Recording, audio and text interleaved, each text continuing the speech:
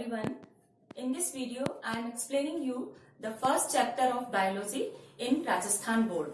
The first chapter of biology is reproduction in angiospermic plants. आप सब लोगों ने 11th क्लास के अंदर प्लांट किंगडम को स्टडी किया था और हमने प्लांट किंगडम को 5 कैटेगरीज के अंदर डिवाइड किया था. इसमें सबसे जो लोअर क्लास थी दैट इज एल्गी. एल्गी के बाद ब्रायोफाइट्स. ब्रायोफाइट्स के बाद आपकी जो नेक्स्ट क्लास थी दैट इज टेरिडोफाइट. टेरिडोफाइट्स के बाद जिम्नोस्पर्म एंड सबसे लास्ट और हायर क्लास जो हमने पढ़ी थी वो एंजियोस्पर्मिक प्लांट्स थे. यहाँ पर इस चैप्टर के अंदर हमें रिप्रोडक्शन को स्टडी करना है, लेकिन किसके बेस पर स्टडी करना है? एंजियोस्पर्मिक प्लांट्स के थ्रू. तो एंजियोस्पर्म कैटेगरी में कौन से प्लांट्स आते हैं? आप सब जानते हैं कि सबसे हायर क्लास जो है वो एंजियोस्पर्म प्लांट्स की होती है और इनमें जो प्लांट्स आते हैं दे आर ट्रीज. वो बहुत बड़े ट्रीज होते हैं, एवरग्रीन प्लांट्स होते हैं और ऑटोट्रॉफिक होते हैं नेचर में. और इसमें हमने एक और चीज पढ़ी थी जब आपने ये चैप्टर 11th में पढ़ा था, alternation of generation. That is very important thing, alternation of generation.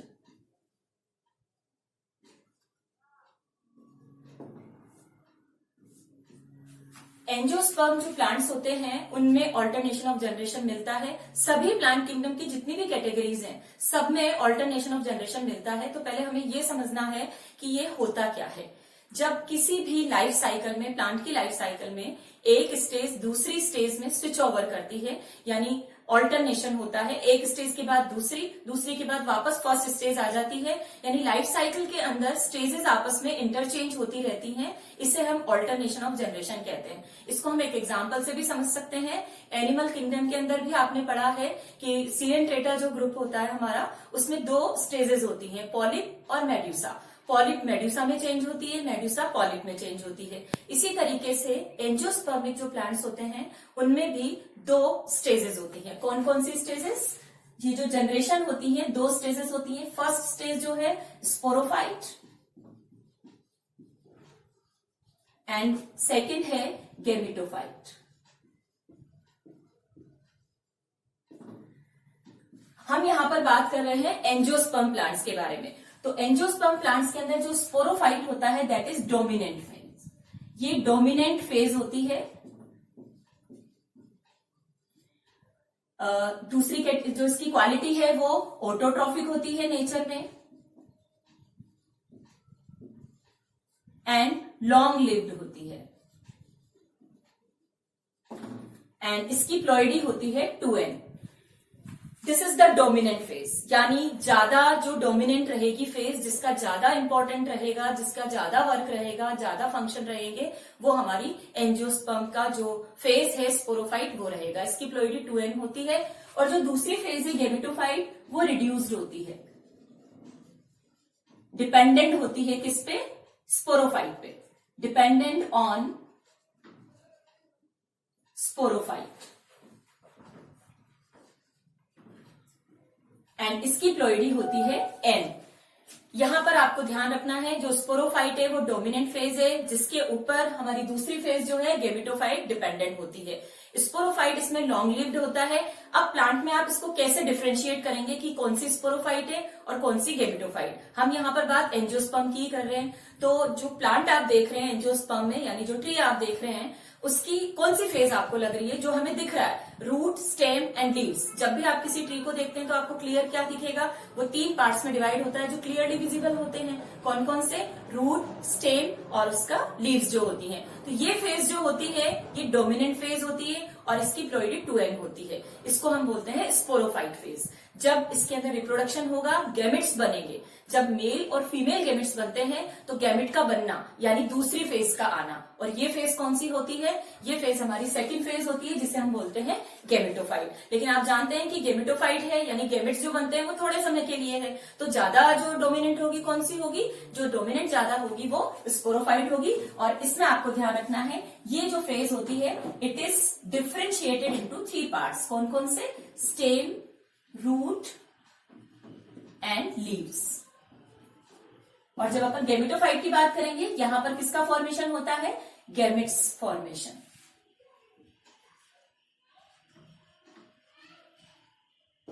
और आपको ये क्लियर पता है कि स्पोरोफाइट यानी एक प्लांट जब पूरी तरह से वेल डेवलप हो जाएगा, उसमें रिप्रोडक्शन होगा, गैमेट्स बनेंगे, गैमेट्स फ्यूज करेंगे और फ्यूजन होने के बाद एक न्यू प्लांट बनेगा। तो आपको क्लियर समझ में आ रहा है कि स्पोरोफाइट किसमें बदलेगी, गेमेटोफाइट में, गेमेटोफाइट किसमें बदलेगी, स्पोरोफाइट में। यानी यहाँ पर एक जनरेशन दूसरी जनरेशन में चेंज हो रही है, स्विच ओवर कर रही है। इसे ही हम बोलते हैं ऑल्टरनेशन ऑफ जनरेशन। जनरेशन कौन सी हो गई, स्पोरोफाइट और गेमेटोफाइट, और ऑल्टरनेशन का मतलब होना चेंज होना, एक के बाद एक स्टेज का आना। तो ये एंजियोस्पर्म में प्रेजेंट होता है। और यहाँ पर हमें जो सबसे इंपॉर्टेंट बात है, जो नीट में भी कई बार क्वेश्चन आते हैं कि कौन सी फेज डोमिनेंट होती है, क्योंकि प्लांट किंगडम जब आप पढ़ते हैं तो उसमें एल्गी, ब्रायोफाइट्स, इन सब में जो फेजेस होती है डोमिनेंट अलग होती है। कहीं में आपको डोमिनेंट फेज गेमेटोफाइट मिलेगी, लेकिन एंजियोस्पर्म में हमें याद रखना है कि यहाँ पर जो डोमिनेंट फेज है वो स्पोरोफाइट होगा हमारा, जो रूट, स्टेम और लीव्स में बदलेगा। अब हमारा नेक्स्ट इसके अंदर जो टॉपिक आएगा, that will be the next topic will be the reproduction। हम यहाँ पर बात करेंगे रिप्रोडक्शन की, कि कौन सा रिप्रोडक्शन यहाँ पर आपको पढ़ना है। तो दो रिप्रोडक्शन हमें यहाँ पे मिलेंगे, दो टाइप के रिप्रोडक्शन है जिनकी हम बात करेंगे, क्योंकि पूरा आपका जो चैप्टर ही है वो रिप्रोडक्शन पे बेस्ड है। और वो रिप्रोडक्शन भी स्पेशली हम इस चैप्टर के अंदर एसेक्सुअल रिप्रोडक्शन की बात करेंगे। आप सब जानते हैं कि रिप्रोडक्शन प्लांट्स के अंदर भी टू टाइप का है, एसेक्सुअल एंड सेक्सुअल रिप्रोडक्शन।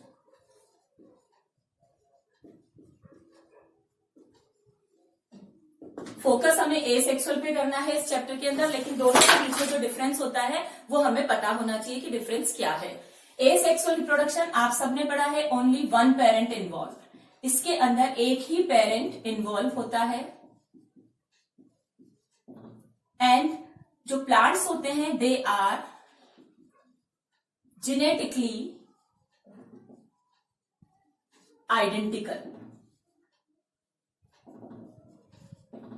इसका मतलब आपको ध्यान रखना है, जेनेटिकली आइडेंटिकल का मतलब क्या होता है, पेरेंट प्लांट से जो ऑफस्प्रिंग प्लांट्स बनेंगे they are similar to their parent plant, वो एग्जैक्ट कॉपी होगी अपनी पेरेंट की, यानी उनके अंदर कोई भी नया कोई वेरिएशन आपको नहीं मिलेगा। और इसके पीछे रीजन क्या है जो हमें यहाँ पे ध्यान रखना है, क्योंकि एसेक्सुअल रिप्रोडक्शन में जेनेटिकली आइडेंटिकल प्लांट है, इट मीन्स यहां पर syngamy and meiosis division not occur.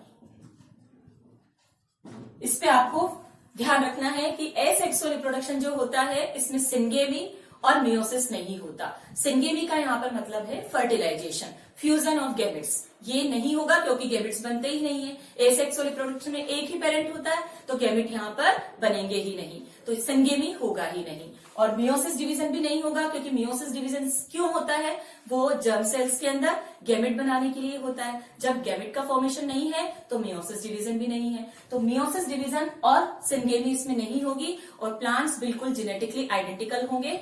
इसीलिए हम इसे एक नाम से और जानते हैं, एसेक्सुअल रिप्रोडक्शन को हम एपोमिक्सिस के नाम से भी जानते हैं।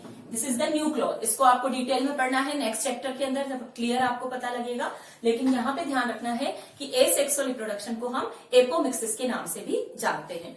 सेक्सुअल रिप्रोडक्शन हम ये बाद में पढ़ेंगे, लेकिन इसकी डेफिनेशन भी आपको बता दें। इसके अंदर सिंगेमी होगा, गैमेट बनेंगे और गैमेट फ्यूज करेंगे, फ्यूज मियोसिस डिवीजन भी इसके अंदर होगा, तो और जितने भी प्लांट्स बनेंगे वो जेनेटिकली आइडेंटिकल नहीं होंगे। इसको हमें बाद में पढ़ना है, अभी हमारा पूरा फोकस रहेगा यहाँ पर एसेक्सुअल रिप्रोडक्शन के अंदर।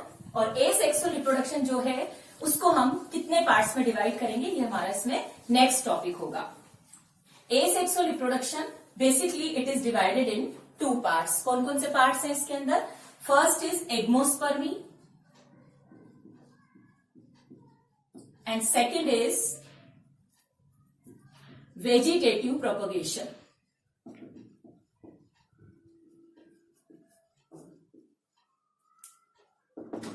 तो हम पहले बात करेंगे एग्मोस्पर्मी की। Agamospermy, what is the meaning of agamospermy. Agamospermy जो वर्ड है ये अपने आप में ही बता रहा है इसका मीनिंग क्या है।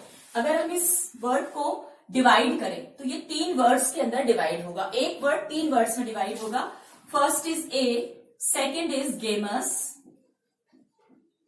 एंड थर्ड इज स्पर्म या स्पर्म, स्पर्मा या स्पर्म कह सकते हैं हमसे। और इन तीनों का मतलब क्या है, ए का मतलब यहां पे हुआ विदाउट, गेमस का मतलब होता है फ्यूज होना, तो यहाँ पे हम इसे फ्यूजन के नाम से जानेंगे। और स्पर्म का यहाँ पर, क्योंकि हम बात किसकी कर रहे हैं, स्पर्म प्लांट्स की बात कर रहे हैं, तो प्लांट्स में स्पर्म नहीं होंगे, लेकिन इसकी जगह हम बात कर सकते हैं सीड। तो what is the meaning of agamospermy? Agamospermy का मतलब अगर सीड का फॉर्मेशन विदाउट फर्टिलाइजेशन हो रहा है तो ऐसे प्रोसेस को हम कहते हैं agamospermy. It is very very important. इसका मीनिंग आपको क्लियर दिख रहा है। फॉर्मेशन ऑफ सीड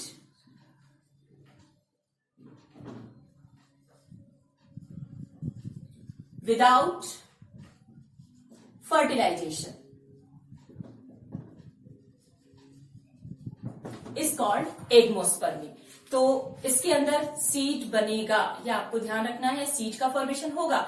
नॉर्मली आप जानते हैं सीड कैसे बनता है, सेक्स और रिप्रोडक्शन से ही सीड बनता है, गैमेट का फ्यूजन होता है, फर्टिलाइजेशन होता है और उससे सीड बनेगा। लेकिन यहां पर सीड बन रहा है, कोई फर्टिलाइजेशन नहीं होगा, कोई प्लांट के अंदर वेरिएशन नहीं आएंगे, क्योंकि यहाँ पर गैमेट से फ्यूजन हो ही नहीं रहा। तो एग्मोस्पर्मी हमारा फर्स्ट टाइप है एसेक्सुअल रिप्रोडक्शन का। Now we will discuss the second part, that is known as vegetative propagation. And what is vegetative propagation? The definition will be the reproduction by vegetative parts of plant. Plant के vegetative part से अगर new plant बन रहा है, reproduction अगर उसके vegetative part से हो रहा है, तो इस तरह के रिप्रोडक्शन को हम वेजिटेटिव प्रोपगेशन कहते हैं। So what is the definition? Reproduction by vegetative parts of plant is called vegetative propagation। और जो ये वेजिटेटिव पार्ट्स होते हैं, ये आप सब जानते हैं क्या क्या। स्टेम से भी हो सकता है, रूट से भी हो सकता है, लीफ से भी हो सकता है। इन सभी पार्ट्स को हम एक नाम से और जानते हैं, दैट इज वेरी इंपॉर्टेंट। इसके ऊपर क्वेश्चन आ चुका है। They are known as propagules, vegetative propagules।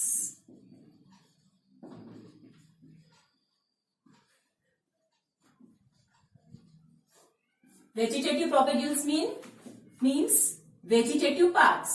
And what is vegetative parts?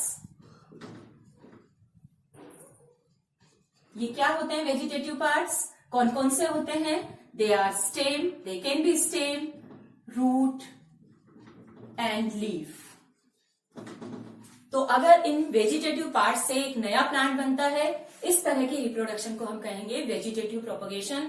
और इसमें हम पूरा क्लासिफाई करेंगे कितने टाइप का होता है और उसके एग्जाम्पल क्या क्या हैं। आपको यहाँ पर फोर्सली ध्यान रखना है, फोकस करना है जिस चीज पर, एग्जाम्पल पे करना है, क्योंकि इस पे कई बार एग्जाम्पल देके आपसे टाइप पूछ लेते हैं, तो उन एग्जाम्पल्स पे हमें इसमें फोकस करना है। तो now we will discuss the vegetative propagation के टाइप्स, कौन कौन से टाइप का ये होता है। तो बेसिकली वेजिटेटिव प्रोपगेशन 2 टाइप का है, नेचुरल एंड आर्टिफिशियल। नेचुरल यानी नेचुरली, जो नेचुरल पार्ट से हो रहा है, नेचुरल तरीके से जो रिप्रोडक्शन होता आया है शुरू से, तो इसको भी हम फर्दर डिवाइड करेंगे। नेचुरल भी 3 टाइप का होता है। फर्स्ट इज स्टेम के थ्रू, रूट के थ्रू, लीव्स के थ्रू एंड रिप्रोडक्टिव पार्ट्स के through.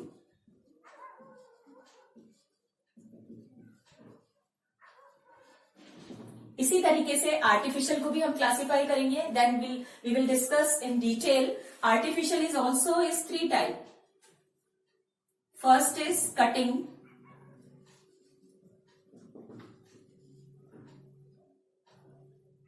Second is layering, and third is grafting. These are the artificial method, cutting, layering and grafting. इनको हम डिटेल में पढ़ेंगे, इनके भी आगे फर्दर डिवीजन होंगे, उनको डिटेल में बाद में पढ़ेंगे। पहले हमें डिस्कस करना है natural vegetative propagation. This can be occur in following parts. जो नेचुरल वेजिटेटिव प्रोपगेशन है वो स्टेम के डिफरेंट पार्ट्स के थ्रू होता है। डिफरेंट मॉडिफिकेशन होते हैं स्टेम के, जिसके थ्रू ये होता है। यहाँ पर हमें इसके एग्जाम्पल पे ज्यादा फोर्स देना है, और कई बार क्वेश्चन भी जो आते हैं वो एग्जाम्पल पे ही आते हैं। तो these are the different parts in which natural vegetative propagation takes place. First part है इसमें राइजोम। आप सबने पढ़ा है rhizome is a underground stem. Underground stem होता है और इसके एग्जाम्पल क्या क्या है, टर्मरिक, जिंजर एंड बनाना। इसके अंदर जो वेजिटेटिव प्रोपगेशन होगा वो राइजोम के थ्रू होता है। दूसरा एग्जाम्पल है ट्यूबर। इसका बेस्ट एग्जाम्पल पटेटो है। पटेटो में एक्सिलरी बर्ड्स होती हैं जिनसे न्यू प्लांट अराइज होता है। इसके बाद कॉर्न। कॉर्न का एग्जाम्पल आएगा कोलोकेशिया एंड एलोकेशिया। कॉर्न भी एक तरह का अंडरग्राउंड स्टेम होता है लेकिन ये ओवल शेप में होता है। जैसे कि आप ट्यूबर में देखते हैं तो ट्यूबर में क्या होता है, इरेगुलर शेप होती है स्टेम की, लेकिन यहाँ पर जो होती है ओवल शेप और राउंड शेप में होंगे कॉर्न। और इसका एग्जाम्पल कोलोकेशिया अरबी, जिसे आपने देखा है अरबी के अंदर ये पाया जाता है। Next example is runner. Runner भी एक स्टेम का मॉडिफिकेशन है लेकिन ये स्टेम अबव द ग्राउंड होते हैं और रनर में हमारा ग्रास आता है जो ग्राउंड के ऊपर ही ग्रोथ करता है और उससे एडवेंटिशियस रूट्स निकलती हैं और पूरा जो प्लांट है, नए नए प्लांट के छोटे छोटे प्लांटलेट्स वहां पर ग्रो होते रहते हैं। नेक्स्ट एग्जाम्पल ऑफसेट है। ऑफसेट एग्जाम्पल ये जितने भी एक्वेटिक प्लांट्स हैं उनमें स्पेशली जैसे कि इकोर्निया, इसे हम कॉमन नेम जिसका वाटर हाइसिंथ है, इकोर्निया प्लांट। पिस्टिया जिसे हम वाटर लेट्यूस भी कहते हैं, उसके अंदर ऑफसेट के थ्रू वेजिटेटिव प्रोपगेशन होता है। बल्ब। बल्ब का बेस्ट एग्जाम्पल हमारे पास गार्लिक है और अनियन है। इनके अंदर बल्ब की शेप में होता है ये और न्यू प्लांट का अराइजन इसी से होता है। नेक्स्ट एग्जाम्पल है स्टोलन। स्टोलन में स्ट्रॉबेरी वगैरह आते हैं। इनमें स्पेशली ये जो स्टोलन्स होते हैं इनमें भी जो ब्रांचेस होती हैं वो बिल्कुल ग्रासेस की तरह ही ग्रो करती हैं लेकिन ये बिलो द ग्राउंड होता है। नेक्स्ट एग्जाम्पल है सकर्स, मिंट और स्ट्रॉबेरी। सकर का एग्जाम्पल मिंट एंड स्ट्रॉबेरी है। इनके अंदर भी स्टेम के थ्रू ही होता है जिसको हम बहुत डिटेल में 11th क्लास में पढ़ चुके हैं। यहाँ पर आपको स्पेशली इनके एग्जाम्पल ध्यान रखने हैं क्योंकि एग्जाम में क्वेश्चन आता है this is the example of which type of stem modification, या कौन सा वेजिटेटिव प्रोपगेशन इनमें होता है, तो इनके एग्जाम्पल आपको अच्छे से ध्यान रखने हैं।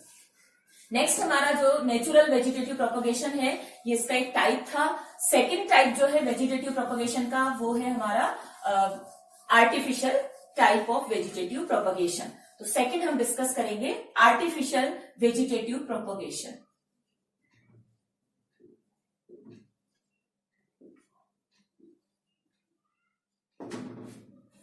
आर्टिफिशियल जैसा कि नाम से ही पता लग रहा है कि ये जो प्रोपगेशन होगा ह्यूमन बीइंग के थ्रू होता है आर्टिफिशियली और स्पेशली कमर्शियली प्लांट्स का प्रोडक्शन करने के लिए। अगर हमें बहुत लार्ज स्केल पे प्लांट का प्रोडक्शन करना है, यूजफुल प्लांट, इनमें अधिकतर जो प्लांट्स आते हैं ऑर्नामेंटल और फ्रूट्स वाले जो प्लांट्स आते हैं उनमें ये किया जाता है वेजिटेटिव प्रोपगेशन, लेकिन ये डेलिबरेटली ह्यूमन बीइंग के द्वारा किया जाता है, इसीलिए हम इसे कहते हैं आर्टिफिशियल वेजिटेटिव प्रोपगेशन। इसके भी डिफरेंट पार्ट्स हैं। तो first part is cutting. Artificial vegetative propagation का फर्स्ट टाइप कटिंग है। सेकंड है लेयरिंग। थर्ड है ग्राफ्टिंग।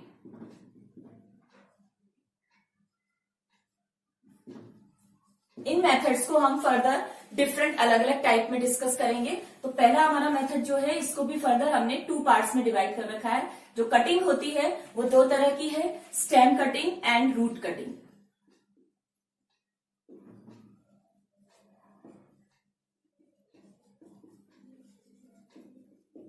सेकंड हमारा है लेयरिंग। लेयरिंग भी 2 टाइप की होती है, mould layering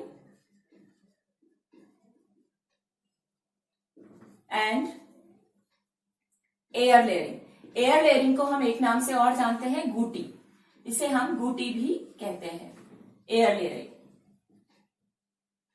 and third is grafting. Grafting जो है it is further divided in 4 parts. 4 parts की हमारी ग्राफ्टिंग के डिफरेंट डिफरेंट मैनर है, 4 तरीके से 4 टाइप से ये की जाती है। These are the first method is whip और टंग ग्राफ्टिंग भी कहते हैं इसे हम।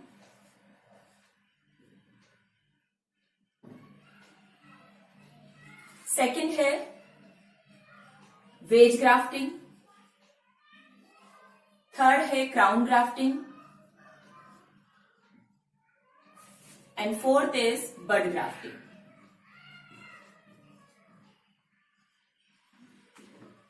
So these are the artificial methods and we have to discuss one by one. So first we discuss the cutting method. What is the meaning of cutting? and cutting is further divided in two parts, stem cutting and the root cutting. So what is the example of these and how they do this type of cutting? So first is cutting is stem cutting.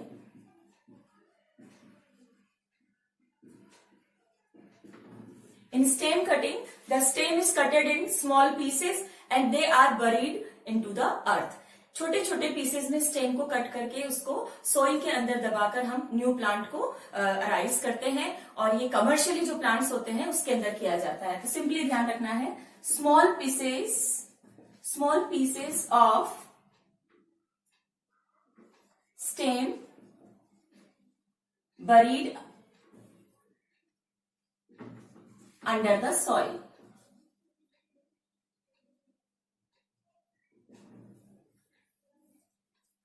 इसके अंदर example आप देखेंगे stem cutting के क्या क्या हो सकते हैं. Sugar cane,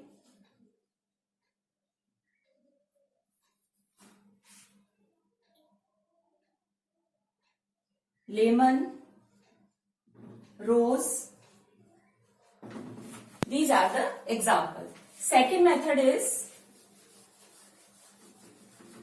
root cutting.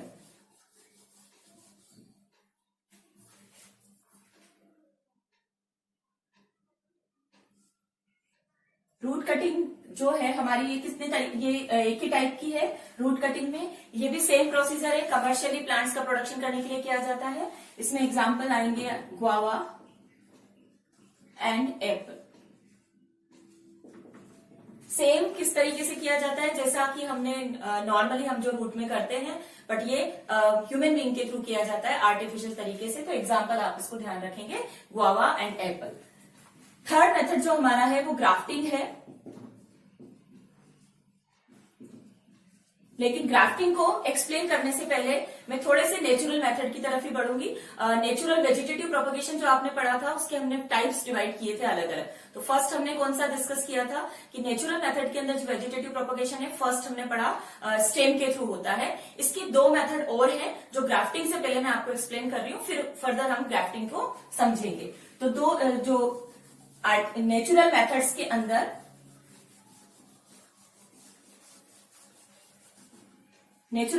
अंदर हमारा सेकंड पार्ट जो था दैट इज रूट. इसके अंदर जो न्यू प्लांट एस्टेब्लिश किया जाता है वो सिंपली कैसे एस्टेब्लिश करेंगे, नेचुरल तरीके से. कोई भी प्लांट आपने लिया उसकी रूट के थ्रू हम नया प्लांट एस्टेब्लिश कर सकते हैं. इसमें एग्जांपल आपके मैंगो आ सकता है, नीम आ सकता है और ट्यूबरस रूट से भी हम ऐसा कर सकते हैं.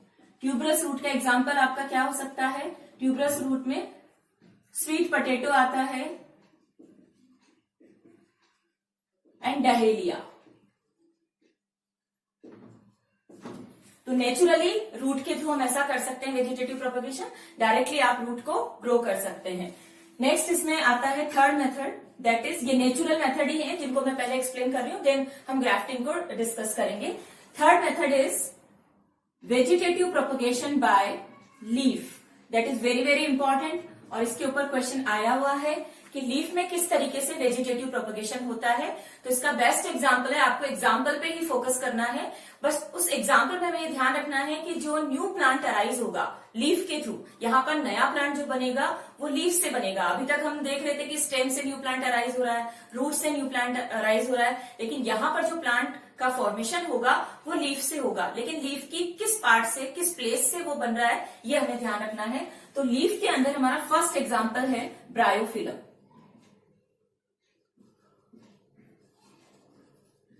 ब्रायोफिलम में जो स्पेशली आप देखिए किस तरह की लीव्स होती हैं. This is the bryophyllum leaf. इसको अगर हम एक ब्रायोफिलम की लीफ कंसीडर करें तो इसमें किस तरीके से न्यू प्लांट्स अराइज होगा. इसकी जो एजेस दिख रही हैं आपको, दीज आर द एजेस. इस एजेस के ऊपर छोटी छोटी एडवेंटिशियस बड का फॉर्मेशन होता है. एट फर्स्ट सबसे पहले इसमें एजेस से छोटी छोटी एडवेंटिशियस बड बनती हैं.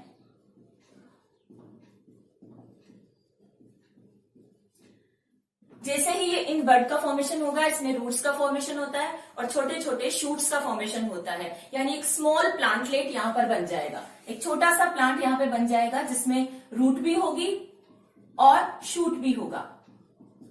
After some time leaf will be rotten, धीरे धीरे लीफ खत्म हो जाएगी and these new plantlets arise and new plant. ये जो छोटे छोटे आपको एडवेंटिशियस बर्ड दिख रहे हैं, ये छोटे छोटे प्लांटलेट्स में बन जाते हैं और इन सभी प्लांटलेट से एक नया प्लांट का अराइजन हो जाता है। तो यहाँ पर ध्यान देने वाली बात जो है, this is the very important thing, कि जो एजेस हैं, इस लीफ की एजेस से छोटी छोटी प्लांटलेट्स बनती हैं और उन्हीं से नया प्लांट बनता है। After some time the leaf will be rotten, वो खत्म हो जाएगी और ये सभी नए प्लांट में चेंज हो जाएंगे। सेकेंड एग्जाम्पल हम इसमें देंगे, तो यहां पे आपको ध्यान रखना है edges. Edges form the small plantlets.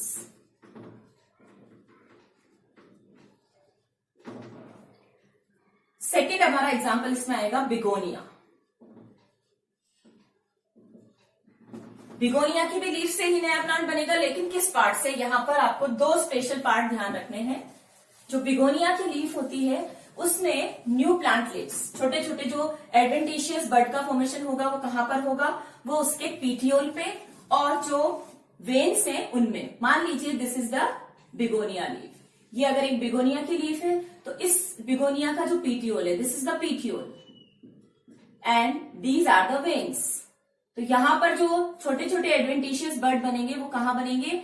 एक तो बनेंगे इन वेन्स के ऊपर छोटे छोटे बर्ड्स, और दूसरा बनेंगे पीटियोल के ऊपर। तो ये ध्यान रखना है, these are the adventitious bird. और इनसे न्यू प्लांट अराइज होगा।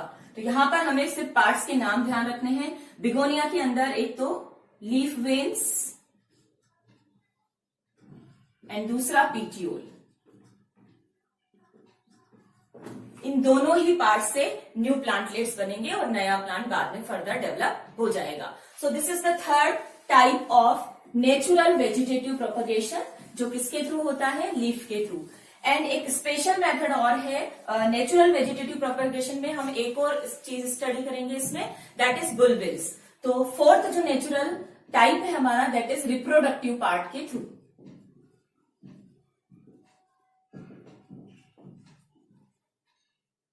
एंड रिप्रोडक्टिव पार्ट्स में जो स्पेशली रिप्रोडक्टिव पार्ट हम स्टडी करेंगे, that is the bulbils. Very very important thing, इसके ऊपर नीच में क्वेश्चन आ चुके हैं, बोर्ड में क्वेश्चन आ चुके हैं, एग्जाम्पल पूछे जा चुके हैं, तो इसको स्पेशली ध्यान रखें कि ये बुलबिल्स क्या होते हैं। These are known as reproductive part. कुछ प्लांट्स ऐसे हैं, सभी में नहीं होता, स्पेशली कुछ प्लांट्स हैं डायोस्कोरिया और अगेव। ये दो प्लांट ऐसे हैं जिनमें जो छोटी छोटी इनकी फ्लावर बर्ड्स होती हैं वो फ्लेशी, वो रिप्रोडक्टिव पार्ट होता है। आप जानते हैं किसी भी प्लांट का रिप्रोडक्टिव पार्ट क्या है? उसका फ्लावर। तो जो फ्लावर बर्ड्स होती हैं दे आर फ्लेशी, और ये फ्लेशी बर्ड्स ही जैसे ही मेन प्लांट से डिटेच होती हैं, निकलती हैं बाहर, वो एक नया प्लांट बना लेती हैं। तो यहाँ पर जो रिप्रोडक्शन हो रहा है, यानी जो वेजिटेटिव प्रोपगेशन नेचुरल तरीके से हो रहा है, वो किससे हो रहा है? इन प्लांट्स में जो फ्लावर बर्ड्स होती हैं they become fleshy and they when they detach the main plant they form a new plant. तो यहाँ पर आपको ध्यान रखना है एग्जाम्पल कि बुलबिल्स क्या है? These are the floral birds, fleshy floral birds. And the example is agave and dioscorea. Agave को हम रामदास के नाम से जानते हैं एंड डायोस्कोरिया जो प्लांट है ये रतालू है, जो कि एक तरह की वेजिटेबल है जिसको हम कंज्यूम करते हैं, यूज करते हैं। तो ये इन दोनों के अंदर फ्लेशी फ्लोरल बर्ड्स बनती हैं and these birds when detach from the plant they become a new plant, ये एक नया प्लांट बनाती हैं। So these methods are naturally and artificial method में हमने दो डिस्कस कर ही लिए हैं। कटिंग जो कि स्टेम कटिंग और रूट कटिंग के थ्रू होता है, दूसरा मेथड हमें डिस्कस करना है लेयरिंग। तो जो आर्टिफिशियल है,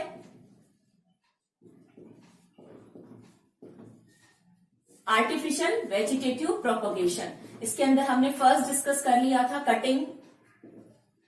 अब सेकेंड जो मेथड है दैट इज लेयरिंग। सबसे पहले हमें पता होना चाहिए लेयरिंग मेथड क्या होता है।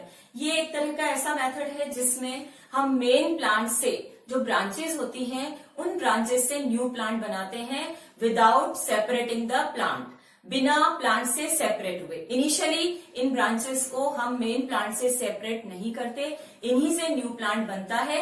जब प्लांट का फॉर्मेशन हो जाता है तब ये डिटेच हो जाती है ऑटोमेटिकली और नया प्लांट बन जाता है। तो यहां पर आपको इसकी डेफिनेशन ध्यान रखनी है। फॉर्मेशन ऑफ न्यू प्लांट या formation of new plant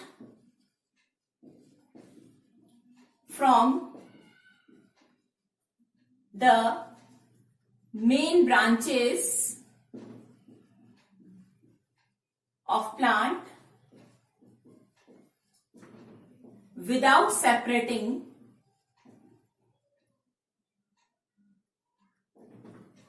the plant। यहां पर मेन ब्रांच से न्यू प्लांट बनेगा, लेकिन उससे इनिशियली हम मेन जो मदर प्लांट है उससे सेपरेट नहीं करेंगे। इसके दो मेथड्स है और इसको हम डायग्राम के थ्रू एक्सप्लेन करेंगे। तो लेयरिंग हमारी टू टाइप की है। कौन कौन सी? एक तो मोल्ड लेयरिंग और एक एयर लेयरिंग। तो लेयरिंग में फर्स्ट हमारा जो है दैट इज मोल्ड लेयरिंग।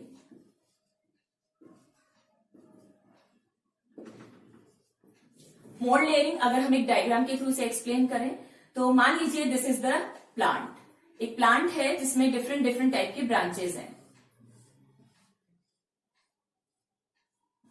और उनपे लीव्स वगैरह लगी हुई हैं। वैसे इसके एग्जाम्पल आपको मैं पहले बता दूं। एग्जाम्पल आप इसमें जैस्मीन, मोगरा, स्ट्रॉबेरी आते हैं। और इसमें दिस इज द प्लांट और ये ग्राउंड है जहां पर सॉइल है।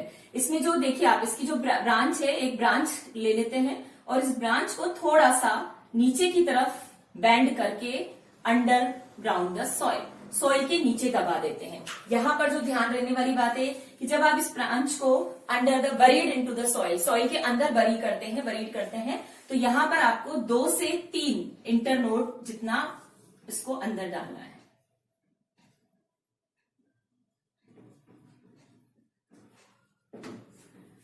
जो भी ब्रांच आप मिट्टी के नीचे दबाएंगे, सॉइल के अंदर भरी करेंगे, वो कितनी बड़ी होनी चाहिए, लेंथ में कितनी होनी चाहिए? 2 या 3 इंटरनोड होनी चाहिए उसके अंदर और लीव्स वगैरह नहीं होनी चाहिए। लीव्स वाला पार्ट हमेशा ऊपर की तरफ रहेगा, विदाउट लीव्स वाला पार्ट जो है वो अंडर द सॉइल रहेगा। यहां पर आप इसे दबा देंगे। 10 से 15 दिन के बाद यहां पर एडवेंटिशियस रूट्स का फॉर्मेशन होने लगेगा और जैसे ही रूट का फॉर्मेशन होगा यहां पर शूट का फॉर्मेशन भी होने लगेगा। लेकिन अभी ये प्लांट इससे क्या है? अटैच है, इसको डिटेच नहीं किया है।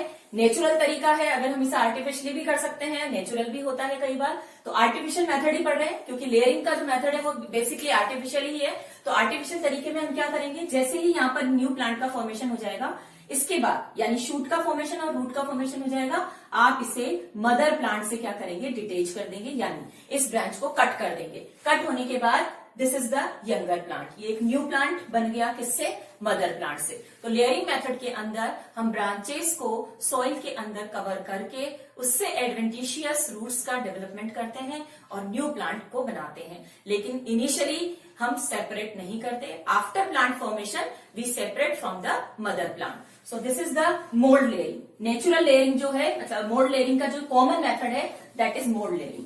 दूसरा मेथड है दैट इज बूटी और जिसे हम एयर लेयरिंग के नाम से भी जानते हैं। एयर लेयरिंग जो मेथड है वो स्पेशली उन प्लांट्स के अंदर किया जाता है जिनकी ब्रांचेस थिक होती हैं। ब्रांचेस शुड बी थिक, ज्यादा थिक होनी चाहिए, तभी ये प्रोसेस होगा। सेम मेन प्लांट से डिटेच नहीं करते, लेकिन ये लेयरिंग कैसे होती है? जैसे मोल्ड लेयरिंग आपने पढ़ा कि उसमें हम ब्रांचेस को कहां बरी करते हैं? Under the soil. और यहां पर हम ब्रांचेस को एयर के अंदर रखते हैं। जब एयर के अंदर ही होता है तो इसका मतलब ये क्या है? एयर के अंदर लेयरिंग हो रही है। लेकिन किस तरीके से होती है? तो पहले आप इसके एग्जाम्पल देख लीजिए। इसमें पोमीग्रेनेट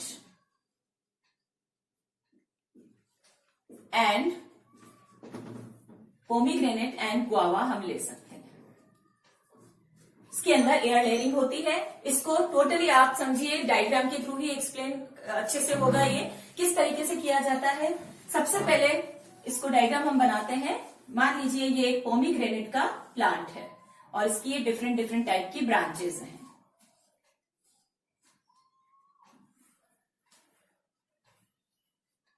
इसमें हमें पहले देखना होता है कि हम ऐसी ब्रांच को लेते हैं, मैंने पहले ही बोला है कि इसमें ब्रांचेस शुड बी थिक होनी चाहिए। तो 2 से 3 सेंटीमीटर थिक वाली जो ब्रांच है उसको हम लेंगे और इस ब्रांच में, सपोज हमने ये वाली ब्रांच ली है, इस ब्रांच में हमें फॉर्मेशन करना है। यहां पर ब्रांच का जो बार्क है, थोड़ा सा बार्क है, उसको हम रिमूव कर देंगे। बार्क जब रिमूव हो जाएगा उस एरिया पे, सपोज मान लीजिए दिस पार्ट इज रिमूव्ड, यहां से बार्क को रिमूव कर देते हैं, ऊपर का जो कवर होता है ब्रांच का उसको रिमूव कर देते हैं। और यहां पर हम या तो कोई जो जूट का हम पीस ले सकते हैं या पॉलिथीन का ले सकते हैं, या इससे पहले हम इसमें कुछ मॉसेस जो है, जैसे स्फेग्नम का नाम आपने सुना है।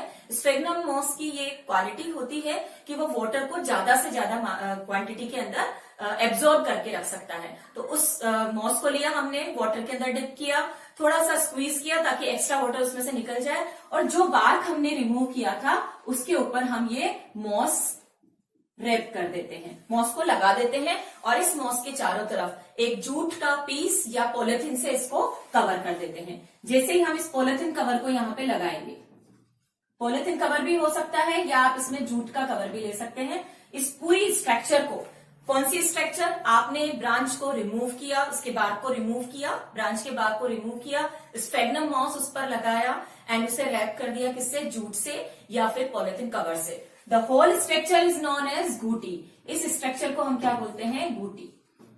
एंड अब यहां पर क्या होगा, जस्ट अबव दिस ब्रांच, इस ब्रांच के जस्ट ऊपर की जो ब्रांच होती है, इस ब्रांच में हम एक पोर्ट को हैंग करते हैं।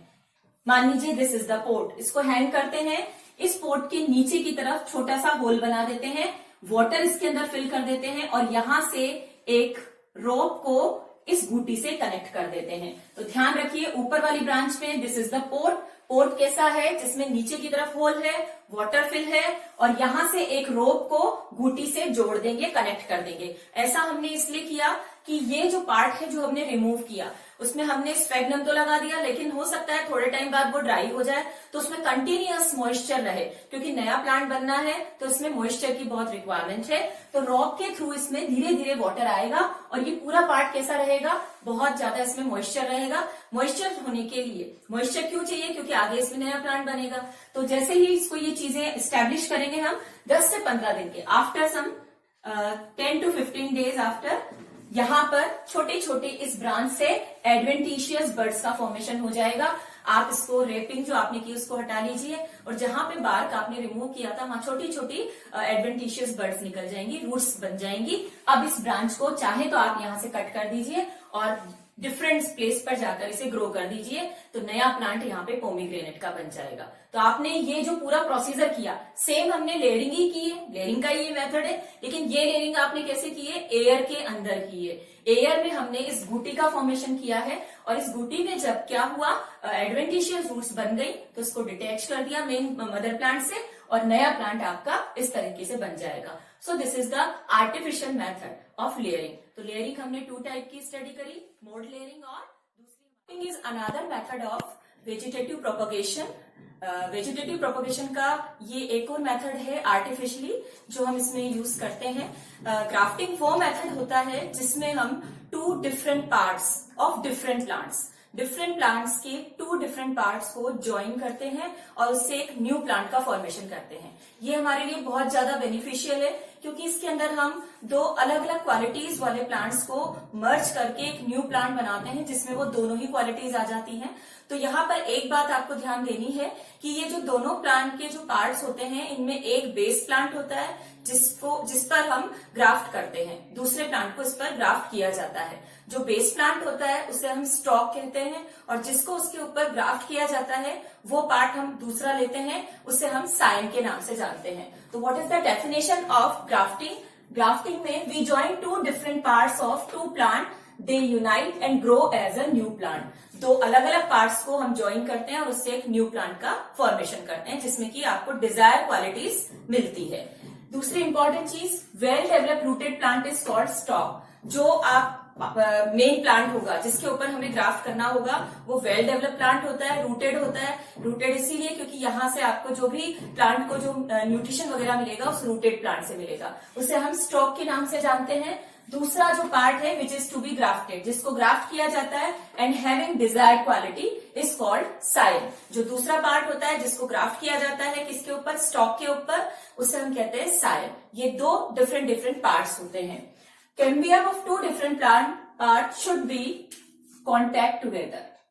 इसमें आपको एक चीज ध्यान रखनी है, जब भी आप इन दो अलग अलग पार्ट्स को यूनाइट करेंगे तो इनमें दोनों की कैम्बियम एक दूसरे के कांटेक्ट में आनी जरूरी है, क्योंकि जब कैम्बियम मर्ज होंगी तो सेल्स की कटिंग होगी, यानी आगे फर्दर डिवीजन होगा। तो ये बात हमेशा ध्यान रखनी है कि दोनों की कैम्बियम को हमें बिल्कुल कांटेक्ट करना है, ज्वाइन करना है, ताकि उसमें डिवीजन हो। जैसे आप उसे ज्वाइन करेंगे कुछ टाइम बाद, कुछ डेज बाद उसमें डिवीजन प्रोसेस शुरू हो जाएगा, और डिवीजन के बाद दोनों ही प्लांट के जो पार्ट्स हैं उनके कंडक्टिंग टिश्यू जो कि जाइलम एंड फ्लोएम होते हैं वो दोनों आपस में कांटेक्ट कर जाते हैं और एक नया प्लांट का पूरा प्रोसेस यहाँ पर शुरू हो जाता है। ग्राफ्टिंग की जो टेक्निक है वो बहुत आर्टिफिशियल और न्यू टेक्निक है, और इसको हम कमर्शियली जो प्लांट्स होते हैं उनके प्रोडक्शन में यूज करते हैं, स्पेशली ऑर्नामेंटल प्लांट्स, और इसके अलावा जो आपके फ्रूट्स वाले प्लांट्स होते हैं उनमें हम इसे यूज करते हैं, जैसे कि एप्पल, लेमन, गुआवा, जितने भी आपके ये रोजेस जो फ्लावर्स वगैरह होते हैं उन प्लांट्स के अंदर हम ग्राफ्टिंग की टेक्निक यूज करते हैं। लेकिन ग्राफ्टिंग के भी अलग अलग टाइप्स हैं जिनको हम फर्दर डिस्कस करेंगे। तो ग्राफ्टिंग को हम फर्दर 4 टाइप में डिवाइड करते हैं, यानी ग्राफ्टिंग का जो तरीका है वो 4 तरीके से इसे किया जाता है, और इनका जो यूज है अलग अलग तरीके का अलग अलग प्लांट्स में अलग अलग टाइप से यूज होता है। तो grafting is of 4 type. Grafting को हम 4 टाइप में डिवाइड करते हैं। फर्स्ट मेथड जिसे हम कहते हैं टंग ग्राफ्टिंग, टंग और विप ग्राफ्टिंग। दूसरा मेथड जो है दैट इज वेज ग्राफ्टिंग। तीसरा मेथड है crown grafting, and fourth method is bud grafting.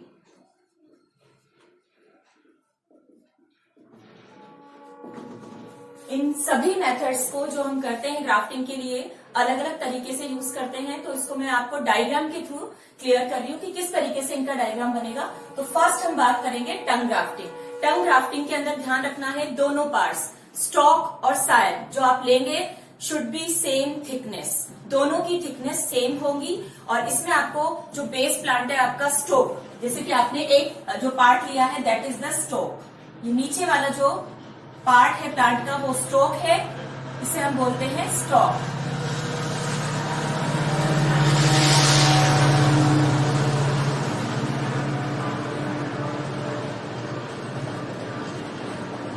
Stock जो पार्ट होगा इसके अंदर हम एक इंसिजन बनाएंगे वी शेप का। आप यहाँ पे कट लगाएंगे और ये कट किस तरीके का होगा, इसे वी शेप में कट करना है। सेम एज आप जो दूसरा प्लांट का पार्ट ले रहे हैं सेम थिकनेस का रहेगा, इसमें भी आपको क्या करना है एक इंसिजन बनाना है, वो भी वी शेप का। अब इन दोनों ही प्लांट को आपस में आपको क्या करना है tight, they are tight together, इन दोनों को साथ में यूनाइट करना है। किस तरीके से आप करेंगे, स्टोक ये है,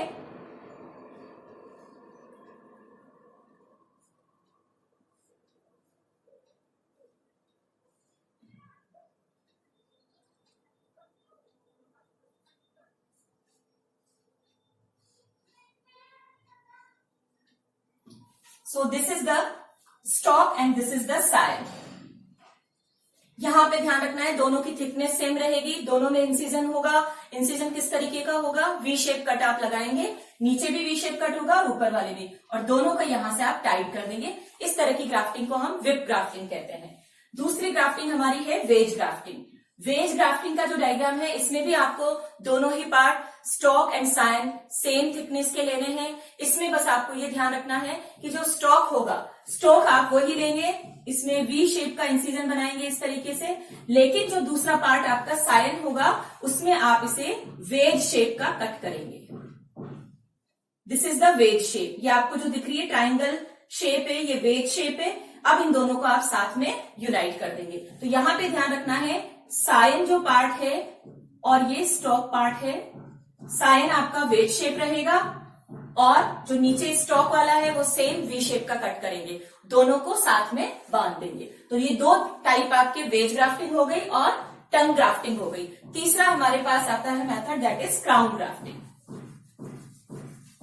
क्राउन ग्राफ्टिंग के अंदर दोनों की थिकनेस सेम नहीं रहेगी। स्टॉक जो होगा वो कई टाइम ज्यादा थिकनेस होगी उसकी, किसके कंपैरिजन में, साइन के कंपैरिजन में स्टॉक की थिकनेस ज्यादा रहेगी। तो मान लीजिए ये आपका है स्टॉक, इसकी थिकनेस आप देख रहे हैं ज्यादा है, और इस स्टॉक के ऊपर एक और इसमें स्पेशलिटी है, एक से ज्यादा सायन आप यहां पर ग्राफ्ट कर सकते हैं। सायन आपने लिए यानी दूसरे प्लांट के पार्ट्स इस तरीके से एक से ज्यादा आप सायन इसके अंदर यूनाइट कर सकते हैं। एट ए टाइम आप एक से ज्यादा क्वालिटीज के पार्ट्स इसके अंदर ग्राफ्ट कर सकते हैं। ये इसकी स्पेशलिटी है। स्टॉक हमेशा थिकनेस में ज्यादा रहेगा और सायन जो रहेगा वो थोड़ा सा इसके कंपैरिजन में कम थिकनेस रहेगी उसकी। और एक और स्पेशलिटी है, आप एक से ज्यादा सायन को एक ही स्टॉक के ऊपर ग्राफ्ट कर सकते हैं।